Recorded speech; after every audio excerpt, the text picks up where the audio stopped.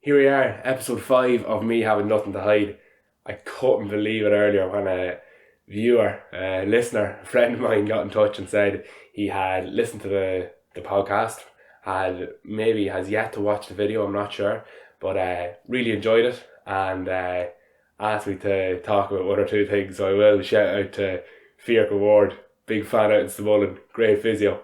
But yeah, he was complimenting me in my soliloquies, and I hadn't even really thought of them as that, but I suppose that's what they are. I'm taking time out of my everyday life to speak to the camera, to speak to the audience.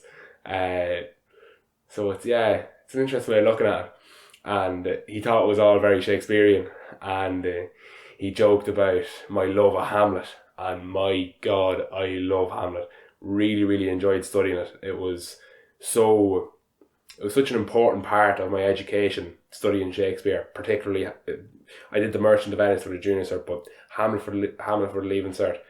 I got just so involved in it, and in the morality of it, and in the ethical conundrums he kind of found himself in, and how he was kind of the anti-hero in so many regards, and how you could empathise with him and on so many levels despite his atrocious actions and the role he had to play in so many people's demise. You still understood where he came from, and it really informed my own ethics and morality in my own life.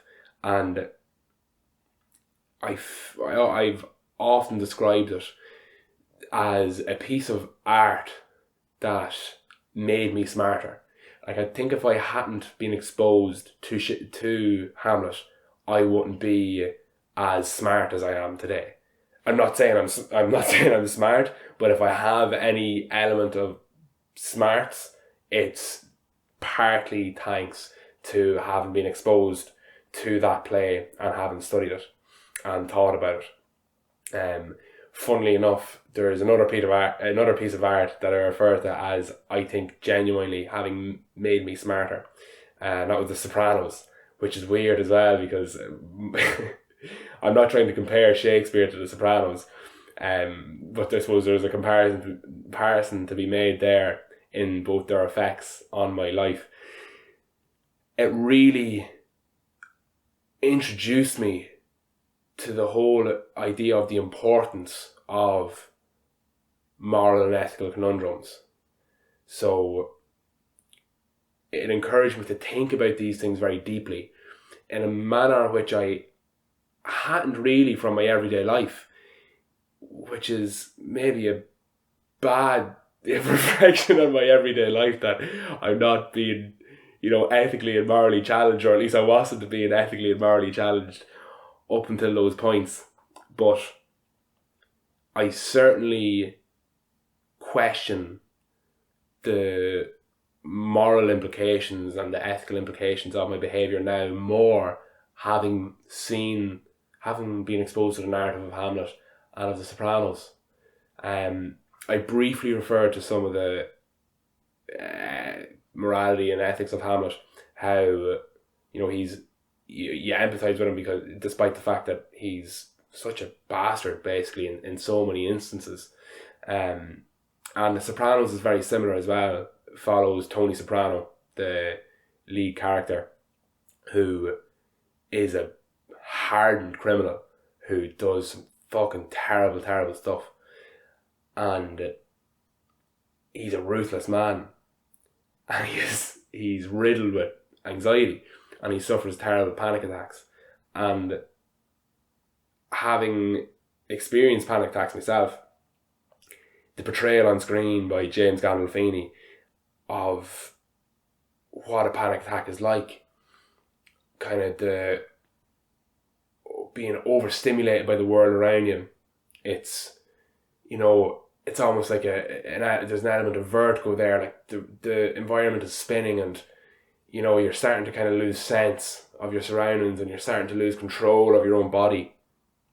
And in The Sopranos, Tony usually faints. He usually loses consciousness due to the hyperventilating, and it's such a there's such a huge physiological component to anxiety attacks, and I feel like it's really portrayed very well, because I think in many instances the camera goes into Tony's perspective, and it's spinning, and it'll go to him, then the camera will go to his face, and he's blinking and he's looking around, and he's like dazed and he's clearly confused, and then he loses consciousness. And it's just so powerful, because this bastard, again, who murders people, is responsible for so much disgustingness in New Jersey, where it's based. You feel for him. You really, really feel for him, because you're like, you know what idea? You wouldn't wish something on your worst enemy, and this guy's a bastard, but yet you don't want him to be going through so much pain. And there's even further ethical implications then with his therapist, who knows he's a mobster, and knows he's responsible for such terrible things, and she's helping him conquer his emotional difficulties, and she's helping inform his emotional health, and she's helping him manage himself, and like, she challenges him in numerous instances. But still, there's lots of I've used the phrase too many times now, but for some reason it's the only one that's going to be ethical quandaries that she's finding herself in. Do I continue to treat this man, this criminal, or do I deny his entry next time, or do I cut ties, because she's being paid, and she's being paid with dirty money, which is controversial in itself. Many research institutions, for instance, won't accept funding from different sources, because it might have implications in where the researchers are going to go. Like, are they trying to appease the funders with positive results?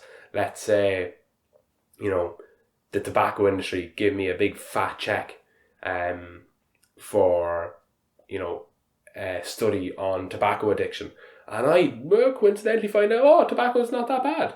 Well, maybe the fact that big tobacco gave me a load of money has changed the way I'm behaving.